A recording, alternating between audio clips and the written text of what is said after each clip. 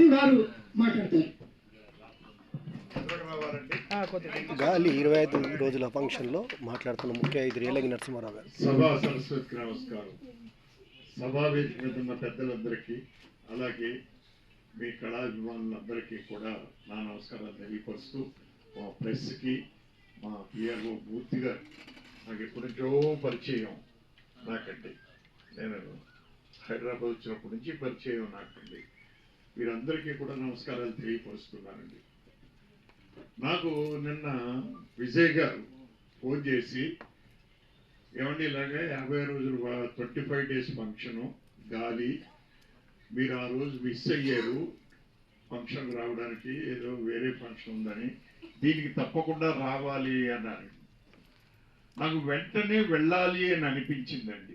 To be frank, నాకు ఈవేళ car లేదని నాకు తెలుసు, మా మిస్సెస్ ఏదో పర్చేసింగ్కి వెళ్తుందని తెలుసు, అయినా కూడా వెళ్ళాలి.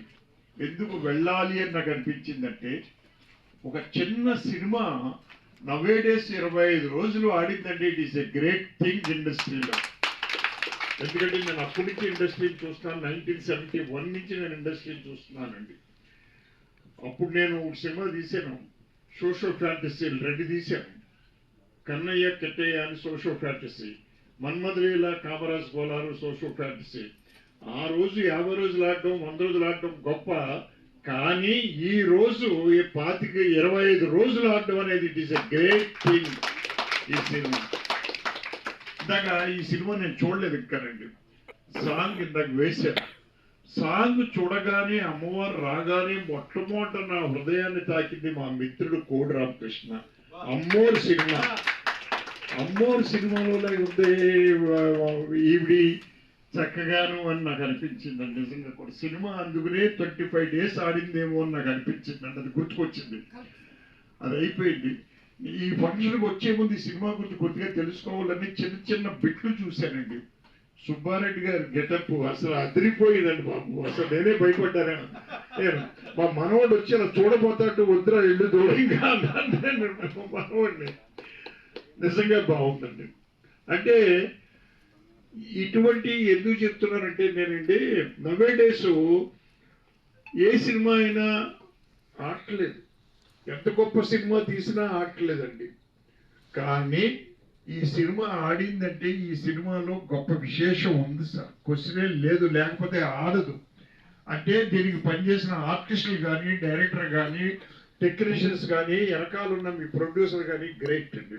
వారికి నేను అభినందన తెలియపరుస్తున్నానండి. నిజంగా కూడా చెప్పాలంటే, అప్పుడు మద్రాసులో ఉండేటప్పుడు కె విశ్వనాథ్ గారు, డైరెక్టర్ కె విశ్వనాథ్ గారు, శంకరాభరణం విశ్వనాథ్ గారు, ఏ ప్రొడ్యూసర్ వచ్చినా ముందు ఒక మాట చెప్పేవారండి. ఆయన ఏం చెప్పేవారు, సరే సినిమా తీస్తావయ్యా, ఓకే, రిలీజ్ ఎలా ప్లాన్ చేస్తున్నావు, దీన్ని ఎలా ఆడిస్తావు అనేది ఒక ప్లాన్ నాకు చెప్పనివ్వండి ఆయన విశ్వనాథ్ గారు.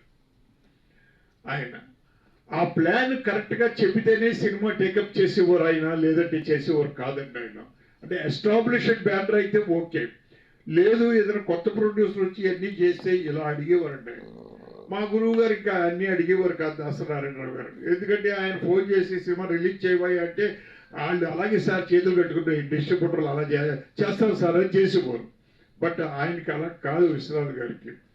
అటువంటి ప్లాన్ ఏదో మీ మైండ్లో ఉంది నిజంగా కూడా. ఆ ప్లాన్ మీ ప్రొడ్యూసర్ గారికి చెప్పారో లేదో నాకు తెలియదు, కానీ మొత్తం మీద కొత్త ప్రొడ్యూసర్స్, ఒక కొత్త డైరెక్టర్ తోటి సినిమా తీయడం అనేది నవే డేస్ సాహసం సార్. ఎందుకంటే సినిమాలు ఆడలేదు, కానీ ఆయన గ్రేట్ థింగ్ ముందుకు వచ్చి మీరు ఇలాంటి సినిమా తీసారు అంటే, ఇలాంటి సినిమాలు తీయడం వల్ల అప్కమింగ్ ఆర్టిస్టులు కానీ, అప్కమింగ్ టెక్నీషియన్స్ కానీ వస్తారు సార్, బిజీ అవుతారు సార్. నిజంగా కూడా ఇది జరుగుతూ ఉండాలి ఇండస్ట్రీలో, ఇది ఎప్పుడూ కూడా. మరి 25 రోజులు అనేది నాకు అసలు ఆశ్చర్యం వేసిందండి. వెంటనే సినిమా చూడాలి అనే కోరిక కూడా కలిగింది నాకు. పొద్దున్న చూస్తే వాళ్ళ పేపర్లో అంటే ఈ సినిమా 25 రోజులు గ్యారంటీగా ఆడుతుందన్న ఉద్దేశంలోనే బల్లెం వేణుమాధవ్ గారు ఆయన్ని సత్కరించారు ఆ రోజు ఛాంబర్లో. ఛాంబర్లో దాంట్లో నేను ఉన్నాను, మా హీరో రాజేంద్ర ప్రసాద్ ఉన్నాడు, బల్లెం వేణుమాధవ్ గారు ఉన్నాం. అది ఈవేళ పేపర్లో వచ్చింది, ఆంధ్రజ్యోతిలో వచ్చింది ఈవేళ. చూసి నేను గ్రేట్ థింగ్ ఇది. అంటే బల్యం వేణుమాధవ్ గారు ముందే ఆలోచించాడు ఫ్యూచరు, ఇది 25 రోజులు ఆడుతుంది అని. మిమ్మల్ని కూర్చోబెట్టి సత్కరించి చుట్టూ మేము ఉన్నాం. రాజేంద్ర ప్రసాద్ గారు, నేను, మన వేణుమాధవ్ గారు, నేను చాలా మంది ఉన్నాం టోటల్గా. పొద్దు చూడగానే ఆనందం వేసింది ఆ స్టిల్ చూడగానే నాకు. సో ఇటువంటి ఉత్సాహం వస్తూ ఉంటే ఎప్పుడూ కూడా ముందడుగు వెయ్యాలి అని అనిపిస్తూ ఉంటుందండి. మనం ముందడుగు వెళ్ళిపోతూనే ఉంటామండి. ఎన్నో ఆలోచనలు వస్తాయి, ఎన్నో కథలు మన బ్రెయిన్లో ఉంటాయి, అన్ని ఆచరణలో పెట్టుకోగలుగుతాం మనం అండి.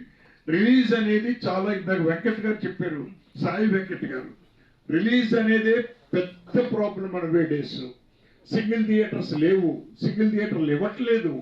ఒకవేళ చిన్న సినిమా అంటే నానా బాధలు పెడుతున్నారు, ఇవన్నీ చేస్తున్నారు. మీరు గాలితో కొట్టారు వాళ్ళందరూ, గాలితో కొట్టి ఎగ్జిబిటర్లు కానీ డిస్ట్రిబ్యూటర్లు కానీ వీళ్ళందరినీ గాలితో కొట్టి సినిమా ఆడించారు.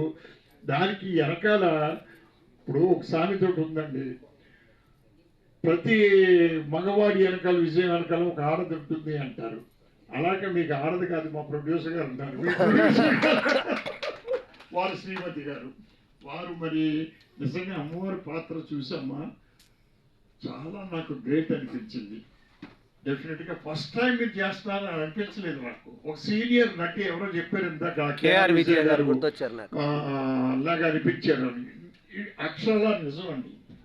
అంటే మీలో టాలెంట్ ఉంది, ఆ టాలెంట్ని మీరే గుర్తించలేకపోయారు.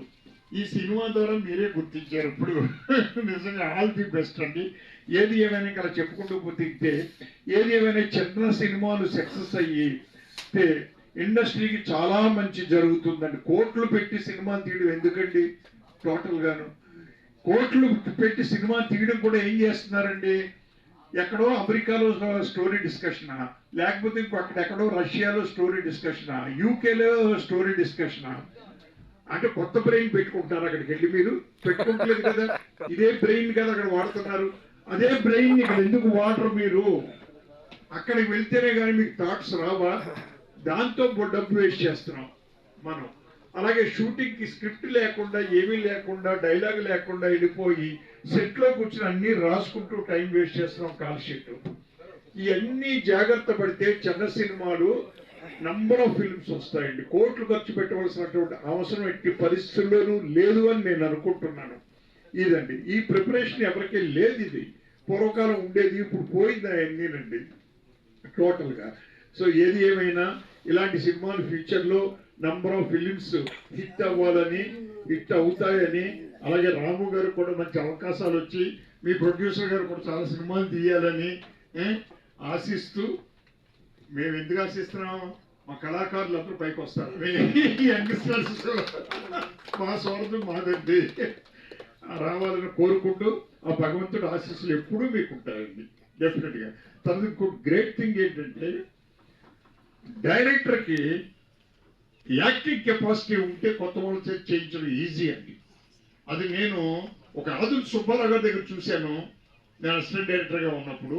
ఆయన వెళ్ళి యాక్టింగ్ చూపిస్తూ ఉంటాడండి ఆయన. ఇది ఒక మన జీవా అనే ఆర్టిస్ట్కి నేను డబ్బింగ్ చెప్పిస్తూ ఉంటే, ఒక జీవా అనే ఆర్టిస్ట్కి అక్కడ ఏదో సినిమాలో బాలచంద్ర గారు యాక్టింగ్ చూపిస్తున్నాడండి. తర్వాత నేను చూసింది మా గురువు గారు దాసనారాయణరావు గారు. సో దర్శకుడికి అన్ని శాఖల మీద పట్టు ఉండడం ఒక ఎత్తు, ఆర్టిస్ట్గా కూడా పట్టు ఉండడం ఒక ఎత్తు. అది మీలో ఉంది కాబట్టి కొత్త ఆర్టిస్ట్గా చేయించగలిగారు. థ్యాంక్ యూ వెరీ మచ్ అండి. థ్యాంక్ యూ అందరికీ. ఇప్పుడు పెద్దలందరికీ సినిమా ఇండస్ట్రీ గాలి పోసాడు. సినిమా ఇండస్ట్రీ ఆయన నటించి గాలి చిత్రం